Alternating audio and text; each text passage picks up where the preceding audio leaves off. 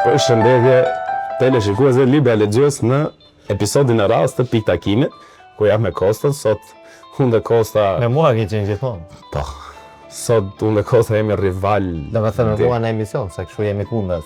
Si me tifozëri, si që mund të shikoni, si me dashamirësi që ne kemi për hobin tonë, si me... Qekta ma Ma është duk! Ma hiqat! Ka vendosur të më jetë kundra çdo gjë marrë. Sot më prek në dorë. Më prek në dorë sot. Ka marrë me një forcë. Shumë të madhe. Çfarë është ajo? Tani, sot unë me Kosta do bëjmë diçka ndryshe. Pra, ku më përpara ne kemi folur për filmat. Sot duhet të marr parasysh dhe ambientin ku ne ndodhemi, pra Baobaon, që është një Asian convenience store.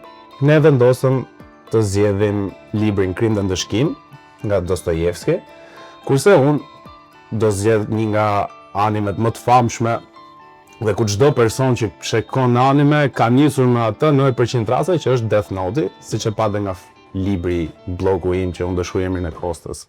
Vlla mos shkruaj gjë aty. Bajdore po të. Këto që më dhanë ave makarona pikante. Bajdore.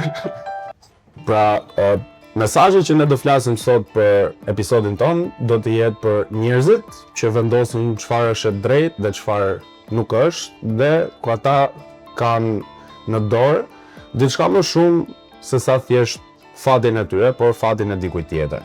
Po. Dhe cila është një pyetje e përbashkët që ka Death Note me Krimin dhe Ndëshkimin e Dostojevskit? Kjo është arsyeja kemi zgjedhur bashkë. Kjo është arsyeja që arsyeton qëllimi mjetin. Kjo është arsyeja pse ne kemi zgjedhur njëri librin, ma isha blush. Është i zgjuar pse është me Barcelonën. E ke fue? Ela des, ela sobi. Atëherë Fyodor Dostojevski shkroi një libër. Herdi Dostojevski. Herdi Dostojevski. Fyodor Dostojevski shkroi një libër për një njerëz që mendon shumë dhe vritet nga mendimet. Si puna jote? Jo, unë nuk mendoj shumë, mos mendoj fare. Krimi dhe Ndëshkim është një udhëtim në mendjen e një njeriu që mendon që është mbi morali.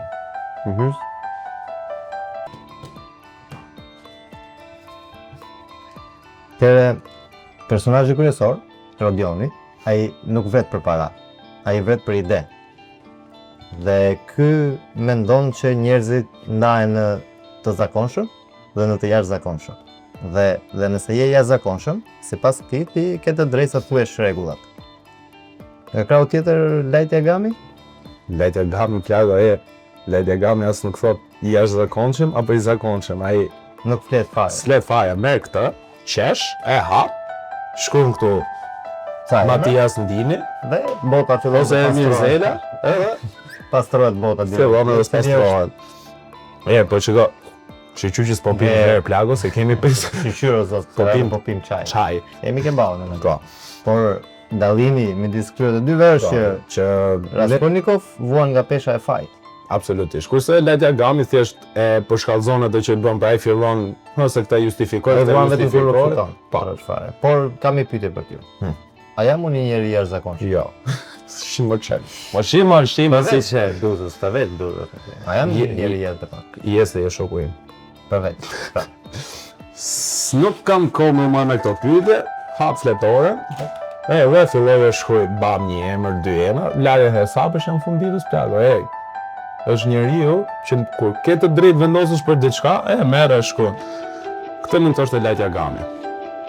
Ose nuk e thoshte, e mendonte ose fliste me veten e tij. Ndërsa në krau tjetër, personazhi kryesor i Krim dhe Ndëshkim, ai mund ta thoshte herën e parë, kryen vrasjen, dihet në faj, i peshon, çmendet, ankth, presion, stresi, të gjitha ma hiq atë bluzë, mor se sa shoh dot. Scenarar ushi panda. Nuk të shkoj mirë këtë episod dhe shoh. Por që ideja është në fund të ditës, të dyja rastet, ata mendojnë që janë drejtësia. Light Yagami, ndryshimi vetëm është ai nuk e pyet veten a kam të drejtë. Ai mendon që ka të drejtë, të unë jam drejtësia, unë vendos çfarë do bëj, e bën, i vet njerëzit, shkruan emrin, spoiler alert për ju që nuk e keni parë Death Note-in. Do kemi spoiler për Po. Kështu që dhe thjesht me një bota bëhet një listë emrash se ato të taksa paguesve vendos, shkruan bam 1, 2, 3, mbaron gjithçka. Dhe kush është pjesa më e bukur? Kur shikon Death Note-in, ty të duket gjë shumë e bukur. Ti je duar troket, ti qesh, je dakord me Light Yagami. për ne audiencën që e shoh. Absolutisht. Kurse pastaj shtohen personazhe, shtohen arsyet, shikon që vendohet gjendja. Pse ne audienca simpatizojmë një njeri që vret? Shiko, në kinematografin, disa nga veprat më të famshme, përfshirë këtu dhe Death Note-in, a dim se ndodh kjo? Sepse gjithmonë është personi që lufton kundër sistemi, sepse ty sistemi të duket i pa drejtë dhe ty nuk të jep ato rezultate që ti mendon që duhen dhënë. A është ekstreme ajo që bën Light Yagami që vet në një fletore? Për atë është. Pra atë është diçka që duket e saktë dhe e diku. Pastaj gjërat përshkallëzohen për të. Po në krau tjetër kemi Raskolnikov, që ai vret dhe ai nuk gjen as paqe. Po vet robën e shtëpisë më burr. Gjëja e parë. Dhe vraj jashtë shtëpisë.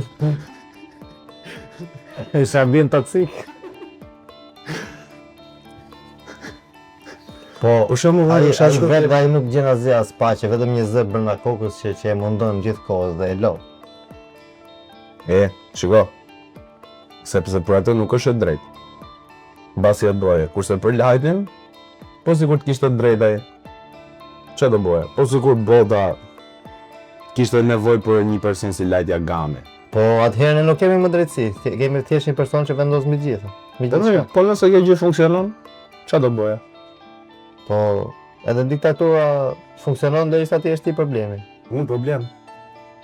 Si e problemi është që u vjerësh atë bluz, po. Në krimi është fillimi. Dhe ndëshkimi është i pashmangsh. Okej. Janë pasoja që sjellin nga njëra tjetra. Po, shiko. Të dyja rastet, pra edhe libri dhe anime / manga, bien dakord në një gjë të përbashkët, që ti nuk bësh përbindesh ose nuk bësh i keq me njëri, por bësh hap pas hapi. Gjithmonë në atë perceptimin që ti ke derisa quhesh i keq ose jo. Sepse ajo fillon me një justifikim, pastaj është një vendim, pastaj skena shkon, thjesht do vuash pasojat që ti ke bërë, pra do bësh një krim edhe do ndëshkohesh për krimin që ke bërë. Problemi nuk është kur bën keq, por kur fillon të besosh që ke të drejtë ta bësh atë gjë. Kjo është më shumë problem. Jepi. Shumë i saktë miku im. Tu do t'ja vetë pse me fanonin e Barcelonës. Kjo është një gëzuar, sepse edhe këto i kemi kundërshtar Goku me Vegetën. Shiko, kemi një fakt për librin që ky shkrimtari Dostojevski e ka shkruajtur kur ka qenë ekstremisht top nga ekonomia dhe financat e vetë. Gjithë ta pa lekë kanë pali. Po ta imagjinosh gjithë pa lekë, gjithë në borxhe. Vetëm ne të dy kanë nxjerrë libra fantastik. Vetëm ne të dy raon. Edhe unë me Peli, pas ka bërë libra. Te ato, po është një fakt interesant që ka qenë i coptuar ekonomikisht kur ka shkruar këtë libër fantastik që është elit. Për çdo kënd që e ka lexuar gjithmonë, kurse ka lexuar, do ta kthej Eston. Kurse Oba me Obatën, pra krijuesit e dhe nga që ka qenë kaq keq, ndoshta prandaj çdo faqe libri ndihet si krizë nervore kur e lexon, se ky është shumë stilues i libër për ta që e kanë lexuar gjithë. Po ju që se keni lexuar, po e lexoj do kupton me çfarë vërtet. Do ta kuptojmë fare. Po. Po ky është shkaku nga që ka qenë keq nga ekonomia. Vasa shkrimtar do bëhesh këtu në Shqipëri plagë pa e di. Kurse Oba dhe Obata krijuesit e Death Note krijojnë një histori ku publiku në një mënyrë të mërsi shumë frikshme ra shumë shpesh dakord me idetë dhe principet që kishte Lighti me gjërat që ai bënte. Çfarë bën kjo që e bën të keqën të duket sikur s'është e keqe, pra është gjë shumë kontradiktore. Po që ajo duket thjesht si një zgjidhje që ti jep asaj gjës, që në fund ditës krijon thjesht atë problemin kryesor që pra nuk është Lighti, por është personi që i ka bërë keq Lightit ose që i ka pa kënaqësi me Lightin. Sta shoh valla. I ke fue. Kujtë edhe. Fokus të libri. Në fund të fundit, Raskolnikov kërkon falje, ndërsa Light Yagami kërkon pushtet. Njëri shpëton shpirti, ndërsa tjetri u mbet komplet veten duke menduar se po shpëton botën. Okej, sepse libri ty të detyron në një mënyrë që të përballesh me ndërgjegjen, pra ta jep pak më me mesazhet që ka, me mënyrën e shkrimit, se si shkruhet. Kurse anime, në anën tjetër të ndon ta justifikosh mungesën e saj, për shembull ti hap reelsat në Instagram, shef lajtin që shkon dhe ka atë ela so be no vale. Nëse ndonjëherë ndjeni shumë të sigurt që keni të drejtë, ndoshta është momenti më i rrezikshëm për të gabuar. Ky është piktakimi për sot. Shihemi ose në faqen tjetër, ose në gjykimin tjetër. Dhe mos harroni, na bëni like, share, subscribe në kanalin tonë të YouTube-it që mos harroj për kosën, më bënë hub dhe follow në Instagram nga Costa Cola dhe Marko Mera. Pavarësisht se jemi rival dhe me ekipin, ishte vetëm i shok. Ishte shumë kënaqësi. Dhe mirë pafshim. E vande se do film da da da da.